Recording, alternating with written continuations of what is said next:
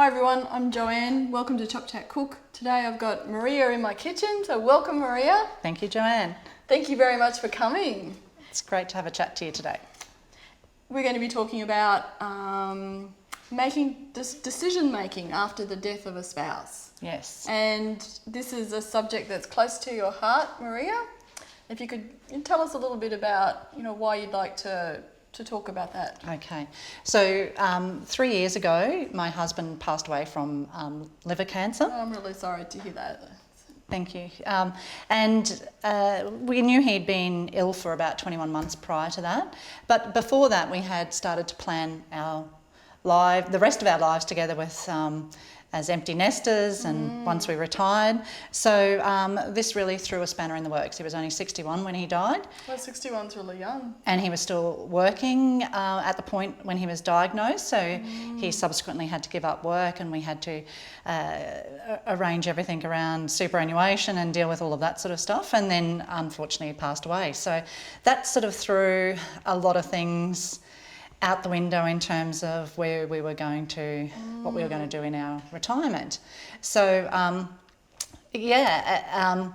was always aware that it's never great to make a decision straight away after the death of a loved one. And so it's been a journey now in identifying where I'm going to go with my life from here on in. It sounds like it's been a difficult 3 years.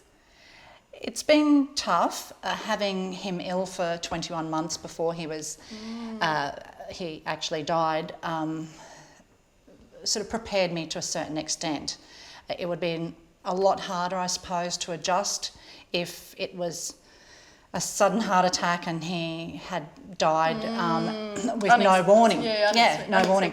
So there was that preparation prior to that, knowing that this was going to be the end result, but never knowing quite when or how.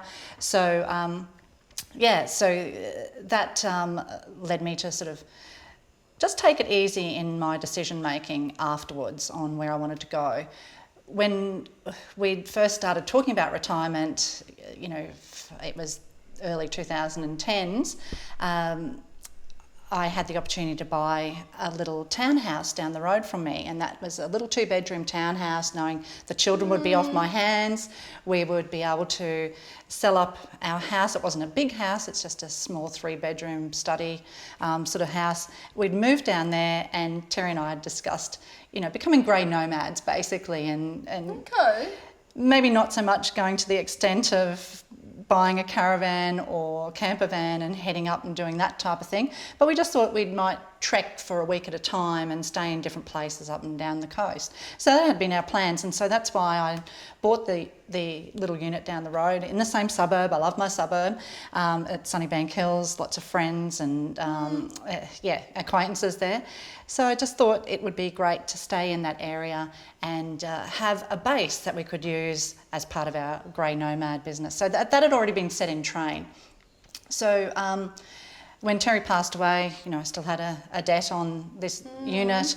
I didn't want to make any rash decisions, but having tenants in the unit was driving me crazy, and dealing with body corporates was driving me crazy. So I decided I broke my 5-year rule of not doing anything in the first 5 years, but I did sell it because it was just too stressful for me to deal with, and knowing that what we had planned for that unit was never going to eventuate. So that halted my decision on keeping that unit and made me go ahead and sell it. Yeah. Okay. It sounds like you've sort of had to think about lots of different things associated with that.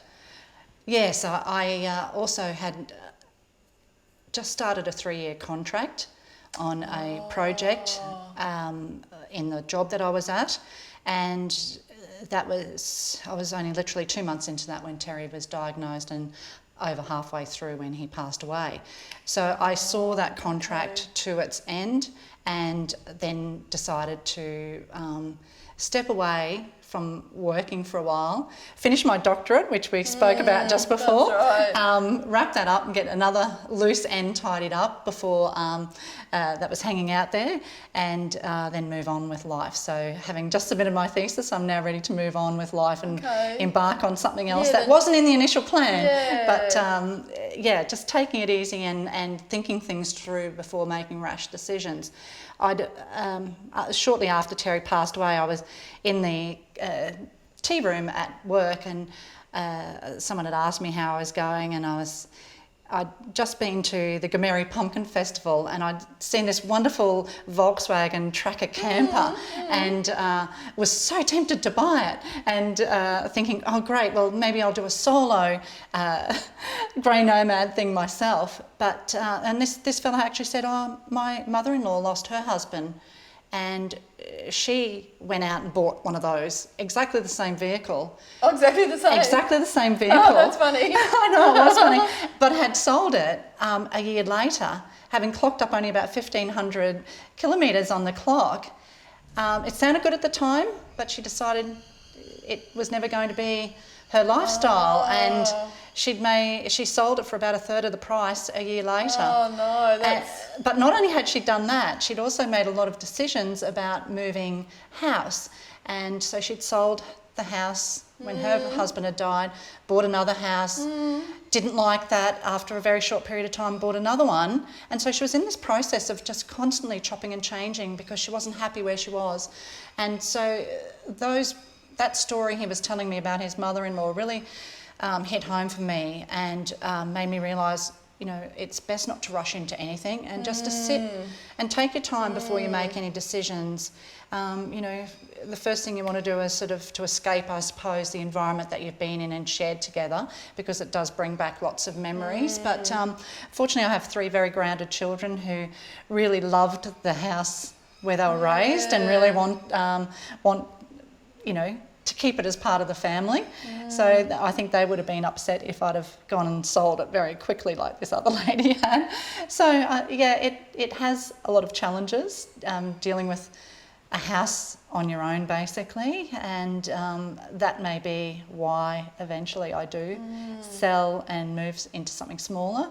But I haven't yet decided where I want to be or where I want to go, so I'm not making any rush decisions yet. I think that sounds like a good idea. So I guess just in closing, you got sort of some, just a summary of maybe 5 tips then for our audience, if their partner passes away, you got sort of some tips for them.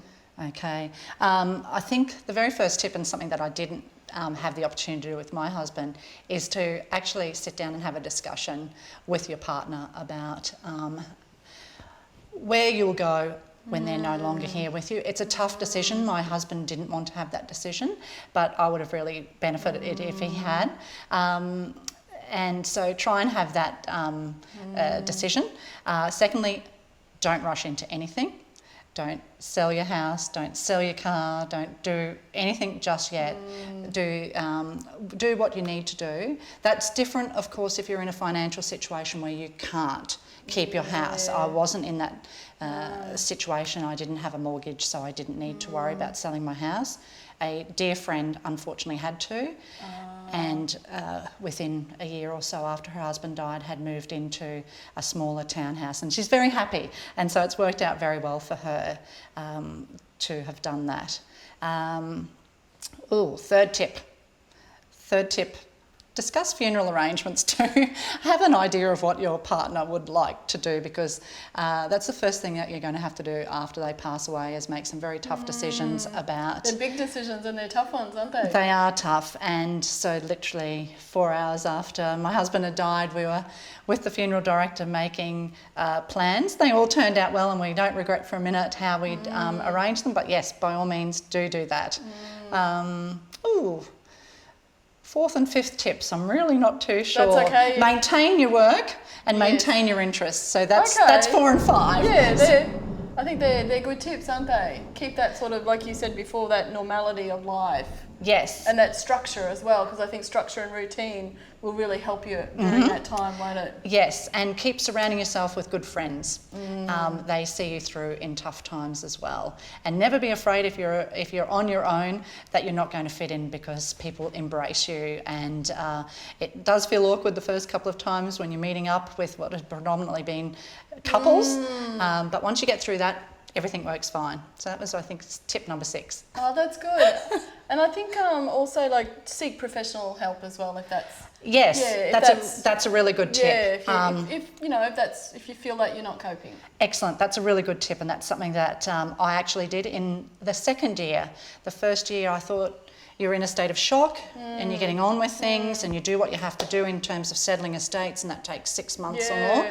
But it was the second year that things really came crashing down for me, and yes, I did go to counselling for that, just to have someone independent who'd never met me before that I could just discuss these things with. So thank you for raising that, Joanne. Yeah, no. I know it's hard, isn't it? Well, thank you for sharing that story, because it's a difficult time, isn't it? It is a tough time, but we get through it.